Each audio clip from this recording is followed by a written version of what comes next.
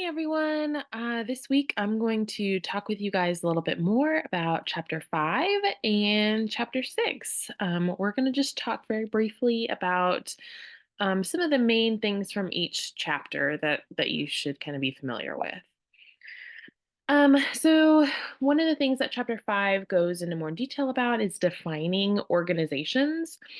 And for the purposes of this class, we're specifically looking at social service organizations or social agencies. So the textbook will talk a little bit more about how they define organizations. There's going to be some more theories in this chapter, and these have more to do with kind of organizational theories. So classical organizational theory, so scientific management, administration of theory management, bureaucracy, things like that. So if you're interested in macro social work at all, I would definitely be familiar with some of these theories. There's also some human relation theories that it's going to go over, theory X and theory Y. There's also going to touch a little bit about the feminist theories and how it relates specifically to gender-based power in organizations and kind of the application of feminist theories and principles to organizations.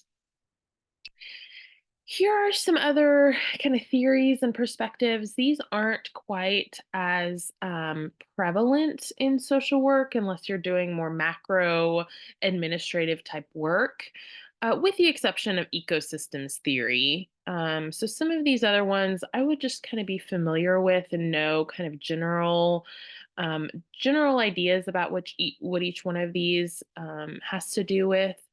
But I mean, I think definitely the ecosystems theory is probably going to be the main one that you'll want to know kind of long term within the social work profession.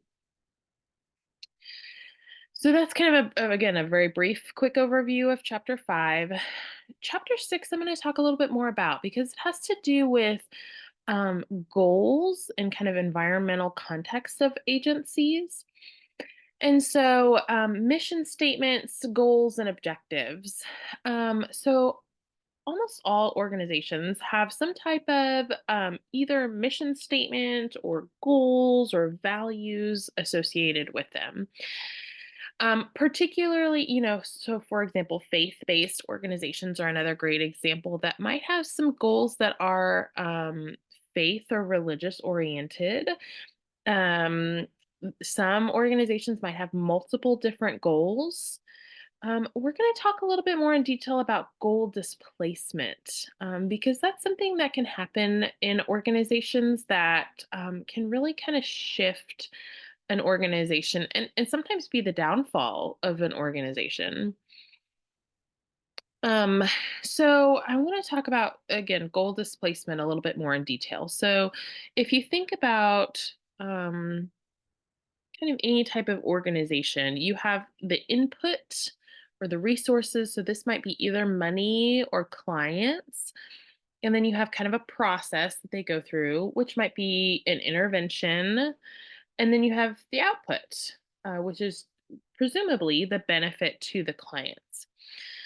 So when goal displacement happens, um, there is often a shift or a change in the goals where it becomes either more like a product or something that is more financially driven, and it may not be to the benefit of clients.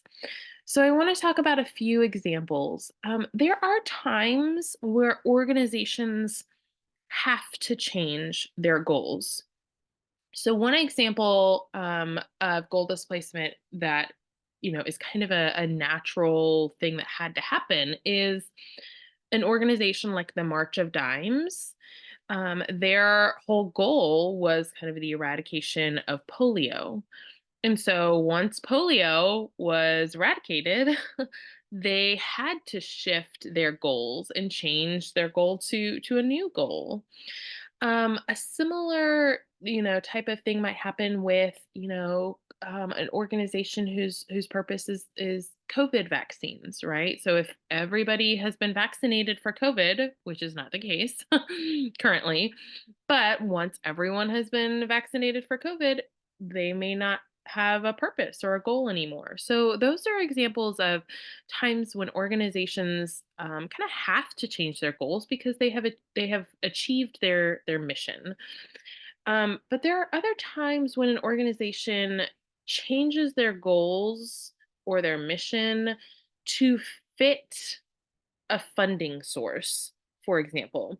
So I'm just going to create kind of a hypothetical situation in my head. So if a domestic violence agency whose kind of sole goal is to educate the community about domestic violence awareness, to provide services to survivors of domestic violence and their children, if they then go and pursue funding that is aligned with like homelessness, and they get, a bit, they would have to change their goals to focus more on homelessness. And that may not be to the benefit of survivors of domestic violence because then they maybe don't have that funding or that service for them anymore.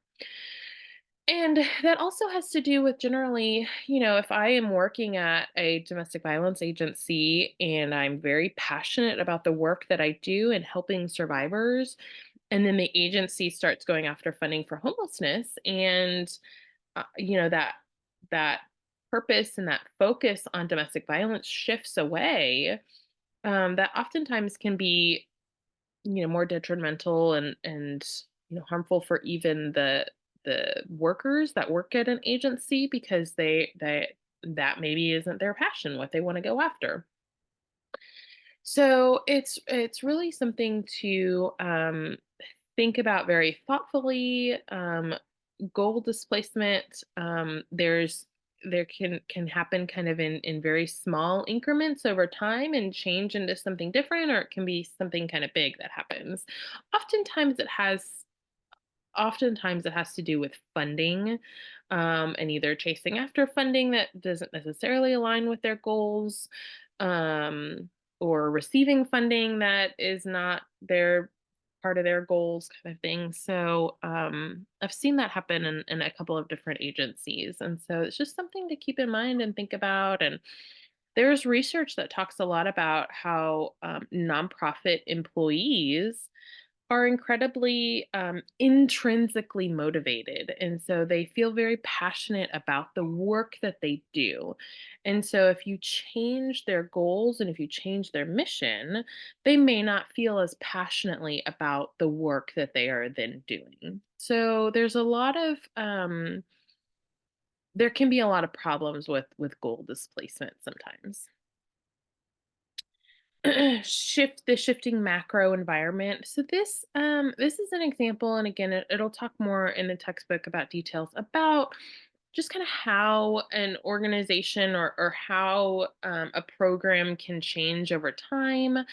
The temporary assistance for needy families, or TANF, that has kind of changed in the requirements and the expectations to receive that funding. So in terms of, how much money they get, the time limits for how long they can be on TANF, the work requirements, any childcare, education and training for better jobs, job quality and availability, equitability among states. So again, there's a lot of different kind of changes in that program that have been made kind of throughout the years. Then the textbook will also talk a little bit about managed care. So I would be a little bit familiar with kind of the pros and cons to managed care and the future of managed care, and kind of what the ethical issues around managed care are as well. So that's just a little overview of chapters 5 and 6 for you. I hope you have a great week, and please let me know if there's anything you need. Thank you so much.